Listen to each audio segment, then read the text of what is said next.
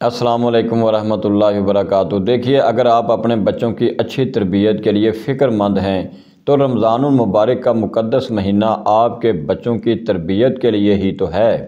آپ یہ چاہتے ہیں کہ آپ ہی نہیں بلکہ عوام الناس بھی، آپ کے رشتہ دار بھی، آپ کے محلے دار بھی، آپ کے اہل علاقہ بھی آپ کے بچوں کی تربیت کے لیے فکر مند ہو جائیں اور آپ کے بچوں کی تربیت میں آپ کے ساتھ تعاون کریں۔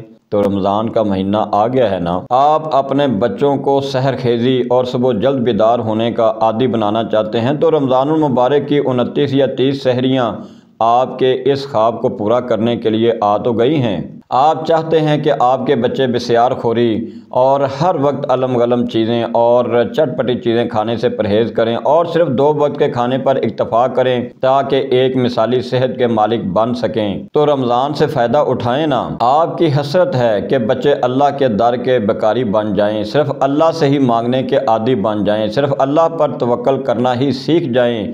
تو رمضان المبارک کے مہینے میں اپنی یہ حسرت پوری کر لیں۔ بچوں کو نماز پنجگانہ کا عادی بنانے کی آپ بھرپور کوشش کرتے ہیں لیکن اپنی کوشش میں کامیاب نہیں ہو پاتے تو رمضان المبارک کے 29 یا 30 دن آپ کی اسی کوشش کو پورا کرنے کے لیے سنہری موقع ہے۔ بچوں کا روحانی تعلق اللہ سے مضبوط کرنا چاہتے ہیں، انہیں اللہ کے قریب کرنا چاہتے ہیں، انہیں شیطان اور ابلیس کے دجل و فریب سے بچانا چاہتے ہیں تو بھائی رمضان المبارک سے بڑھ کر یہ موقع کب ملے گا؟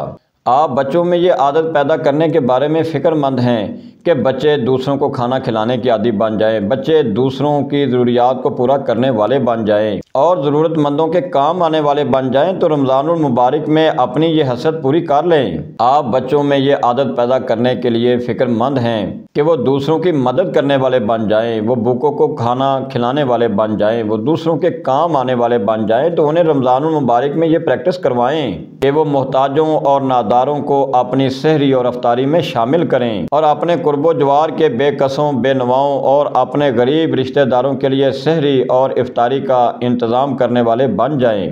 بھوکوں کی بھوک کا احساس پیدا کرنے کے لیے ان 29 یا 30 دنوں سے بڑھ کر اور کون سا موقع ہوگا؟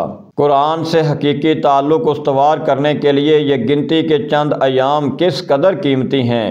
تنہائی میں بھی صرف اللہ کے ڈر سے اپنی بھوک مٹانے سے باز رہ کر ایمان بالغیب اور خوف خدا کا صحیح شعور دینے کے لیے بھی یہ روزے ہی تو ہیں۔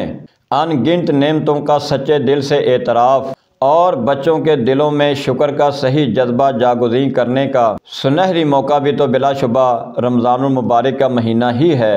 اگر آپ واقعی اپنے بچوں کی تربیت کے لیے فکر مند ہیں تو رمضان المبارک کی ان قیمتی گھڑیوں سے اور گنتی کے چند ایام سے فائدہ اٹھا لیجئے۔ یاد رکھیے، اگر ہم نے رمضان المبارک کی ان قیمتی گھڑیوں سے اپنے بچوں کی تربیت کے حوالے سے فائدہ نہ اٹھایا، ہم نے رمضان المبارک میں بھی اپنے بچوں کو نماز پنجگانہ کا عادی نہ بنایا اور اپنے بچوں کا تعلق خالق حقیقی اور اللہ کی کتاب سے نہ بنا پائے، اور اگر ہم اپنے بچوں کو اس مبارک مہینے میں بھی سنتوں کا صحیح پیروکار بنانے میں کامیاب نہ ہو سکے اور انہیں برائی کی راہ سے پرہیز کرنے کی راہ پر چلانے میں کامیاب نہ ہو سکے تو بہرحال ہمارا شمار کامیاب والدین میں تو نہیں ہوگا۔ آئیے ناکام والدین بننے سے بچنے کے لیے اپنے بچوں کی تربیت کے اس سنہری موقع سے فائدہ اٹھائیں۔ رمضان المبارک کی قیمتی گھڑیوں میں اپنی بھی اور اپنے بچوں کی بھی صحیح معنوں میں تربیت کر لیجئے۔ اللہ ہمارا حامی و ناصر ہو۔ السلام علیکم ورحمۃ اللہ وبرکاتہ۔